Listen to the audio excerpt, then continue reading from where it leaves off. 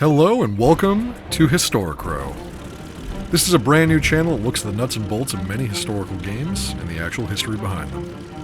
I hope you'll enjoy the content and live streams we'll be posting here on a regular basis, so please subscribe, and most importantly, let me know what content you'd like to see me cover here. This being a new channel, I really want to hear what topics you'd like me to look at. Tonight, we're looking at the brand new Focke Wulf 190 D-9. This butcher bird, or long-nosed DORA as she's affectionately called, is the latest collector plane added to the IL-2 Sturmovik Great Battle series, and it does not disappoint. One of the last eagles used in defense of a doomed Germany in the waning days of World War II, this fighter is one of my favorite warbirds from the era, and I'm excited to finally get behind the stick of this thing to see what she can do in the skies in IL-2. But before we dig into the D-9 and Sturmovik, let's look at some of the historical details of this monster. The Focke Wulf D-9 was the most common variant of the D series of 190, which was employed as a stopgap measure to get more life out of the successful Focke Wulf 190A airframe before designer Kurt Tank could deliver a true next-generation high-altitude fighter, the TA-152. By 1943, it was clear to the Luftwaffe that the battle-tested A series was not well suited to intercept the endless waves of Allied heavy bombers wreaking havoc on German infrastructure day and night, and then a new fighter was desperately needed to close the performance gap at higher altitudes.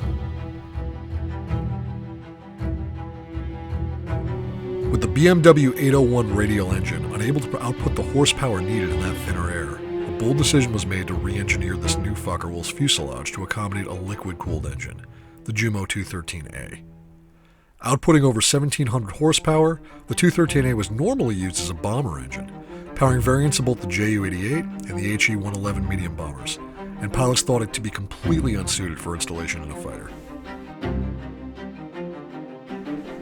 However, aces who got their hands on the controls of the new fighter quickly fell in love with the massive amount of power available on demand. And paired with the MW50 boost system installed in most D9s, this gave them over 2,000 horsepower to work with at combat settings. Combined with an advanced 3-stage supercharger in some variants, this power allowed the D-Series to overtake heavy American bombers with ease at high altitude, while also allowing them to stay competitive against the fastest Allied fighters as well. The 190 D-9 began to be delivered to frontline Luftwaffe units in September 1944, with JG-54 receiving the first machines. Despite the project's original purpose of providing a much-needed high-altitude interceptor to turn the tide of the bomber threat, the reality of the air war in winter 1944 saw the primary use of the D-9 in an anti-fighter and ground attack capacity, which are two things this machine definitely excels at.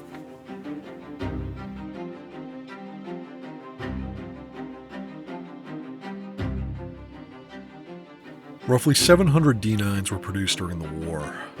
Only 5 known examples of the D-Series survive today, including a very rare D-13 high-altitude interceptor variant. After World War II, decorated French ace Pierre Cloisterman remarked that the 190 D-9 was the most deadly German aircraft of the war, and in his book, The Big Show, he described in detail the difficulty fighting against experienced pilots armed with them on the Western Front. While Kurt Tank would go on to finish the TA-152 that would represent the apex of everything learned from the Focke Wulf 190 project, and the pinnacle of piston engine fighter technology in general, it would arrive far too late and in too few numbers to be of any meaningful use to the war effort.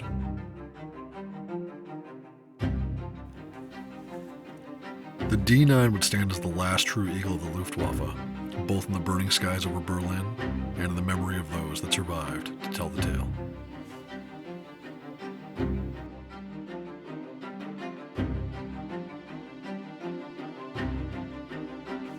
Pilots familiar with the layout and feel of the other 190s in the sim will find themselves right at home in the cockpit of the D-9. The great all-around visibility of the canopy on the A-Series is enhanced here, and veteran Messerschmitt pilots will appreciate the roomy front desk and wide 6 o'clock high view in comparison to the coffin-like interior of the 109. Better yet, the option for the blown teardrop canopy that was installed in models from late 1944 on is also available for use and increases your situational awareness even further.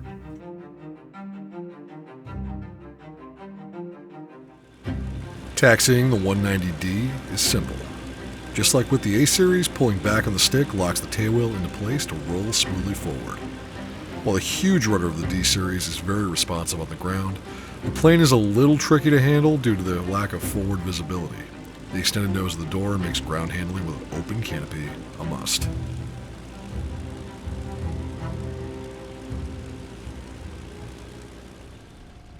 Like other machines in the Focke Wulf pedigree, a smooth takeoff is easy to master. Holding back on the stick to lock the tail wheel, setting the vertical stabilizer at plus 1.5, dropping the flaps one position, and slowly applying power to full will get you started. The wide landing gear provides plenty of lateral stability as the plane gets up to speed, and I prefer to slightly tap the right toe brake as opposed to using excessive amounts of rudder to offset the engine torque. That can cause dangerous sway, as pilots familiar with the D-9 modeled in DCS can attest to. At around 100 kph, it's safe to begin to raise the tail of the plane, and at about 200 kph, gently begin your takeoff roll. One thing to remember here is that the DORA has a huge amount of power under the hood, and the moment that it leaves the ground, the plane has a tendency to roll to the left because of this. This can kill inexperienced pilots that aren't expecting it, and in real life, it did in at least a few documented cases. Expect this, and counter with slightly more right aileron input than you would normally use in a German fighter.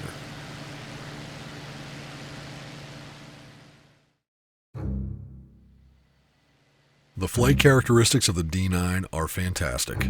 With a top speed of 680 kilometers an hour at altitude and plenty of acceleration, there is no reason to ever be caught flying slow in this machine.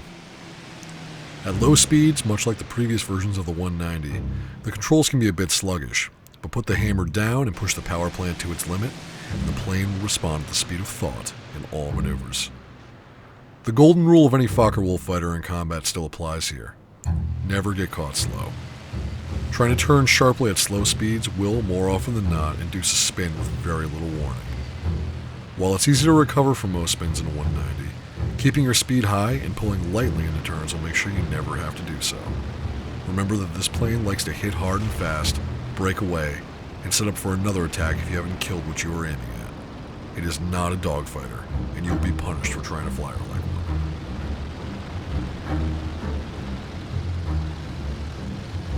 From sea level, the D-9 can sustain a climb at just a hair over 19 meters a second.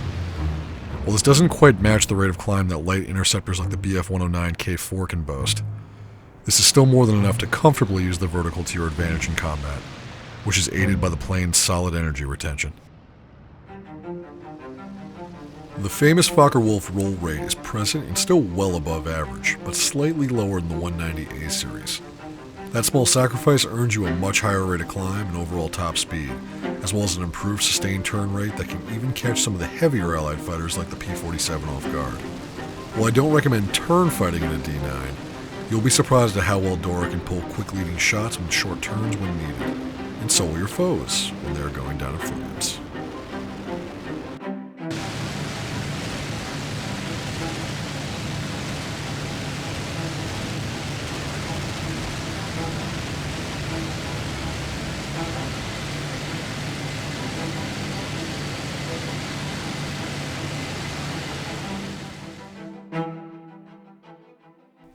Basic engine management, like in any German fighter, is fully automatic.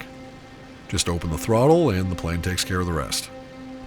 One point of note is that the D-9 has an engine cutoff at very low throttle input once it's running, so pulling fully back on it will not decrease it below 10%. Cooling is also automatic and handled via the cowl shutters surrounding the engine. This advanced water-cooled system has a form of manual control which allows the pilot to set a heat threshold, which the shutters will respond to as temps rise. At 0%, the system will keep the shutters closed as often as possible without overheating, and at 100%, they will run fully open, nice and cool.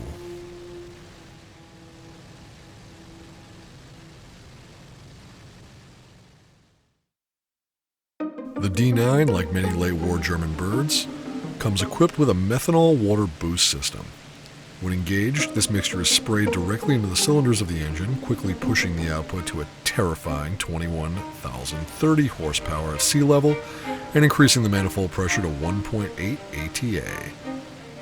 Since this lowers the engine temp and reduces knock, this simple system was Germany's answer to the high-octane fuel that Allied fighters had access to late in the war.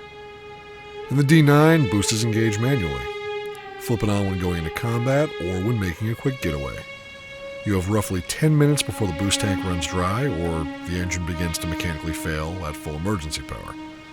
Also be aware that fuel consumption is greatly increased while under boost conditions, so be aware of that or plan on walking home.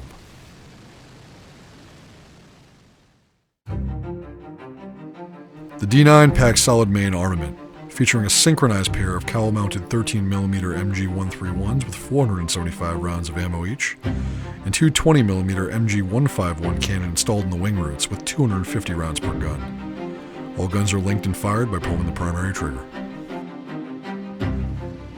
While possessing somewhat low velocity, the 13mm heavy machine guns are surprisingly effective against fighters and heavy targets alike, making up for a lack of kinetic energy with a lot of explosive punch. The 20mm explosive rounds from the 151s are effective as usual, and a quick burst makes short work of most targets.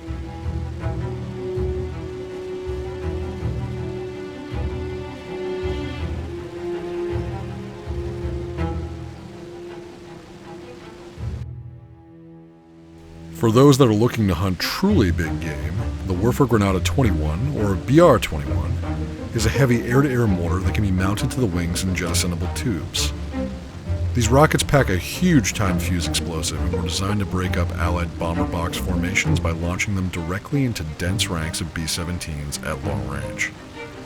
This strategy turned out to be mostly terrible, with the majority of the effect being less actual physical damage to the enemy aircraft and more purely psychological, as the shockwave of a large explosion in front of or behind a bomber could shake the crew's nerves and open up the defensive formation for more conventional attacks, so they weren't completely useless.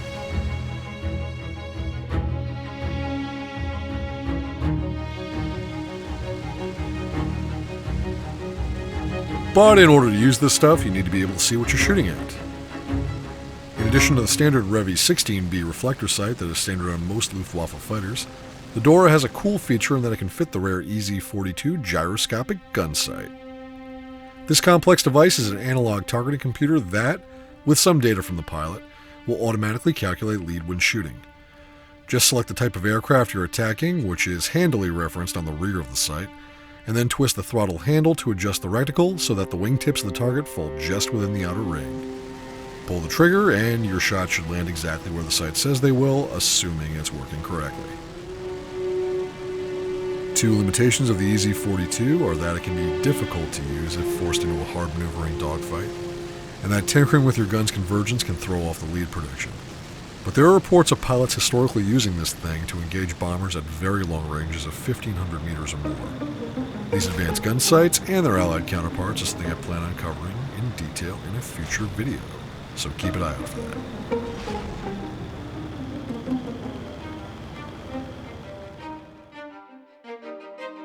While the air-to-air potential of the D-9 is apparent, the DORA also packs a punch as a potent and versatile ground attack aircraft. Throughout early 1945, many units flew numerous missions using the D-9 in a dedicated ground attack role. Let's see what you can do. The centerline hardpoint can carry three sizes of bomb configuration: a single SC-250, 500, or an array of four SD-70 fragmentation bombs. The larger high-explosive bombs are excellent for hardened targets such as tanks, buildings, or bunkers, while the SD-70s can be dropped over a wide area to take out light targets like artillery and unarmored transports.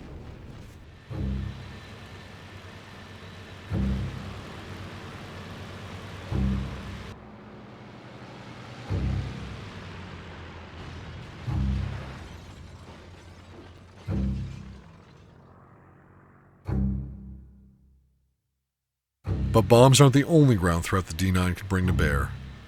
The plane is capable of mounting 26 R-4M rockets on wooden racks.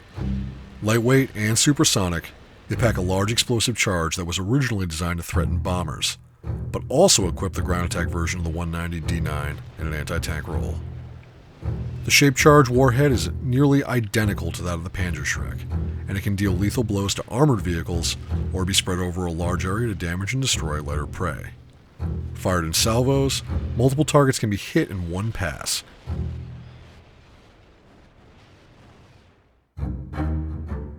If you were looking for a top-notch warhorse of a fighter in great battles that has clearly had a massive amount of love and detail poured into it, look no further. The D-9 is something for everyone, and and by design can be adapted to serve in pretty much any role needed. It's going to be especially interesting to see how it matches up to the P-51, P-38, and Tempest hitting later this year, and I'll be covering those matchups for sure. Most importantly, thank you for tuning into this brand new channel. And if you enjoyed this video, please like and subscribe to get more content like this. Also, please let me know what you liked or disliked, as I plan on producing lots more material for Historicrow, and I want to give you folks the top-notch content you deserve. This is White Crow signing off. See you in the past.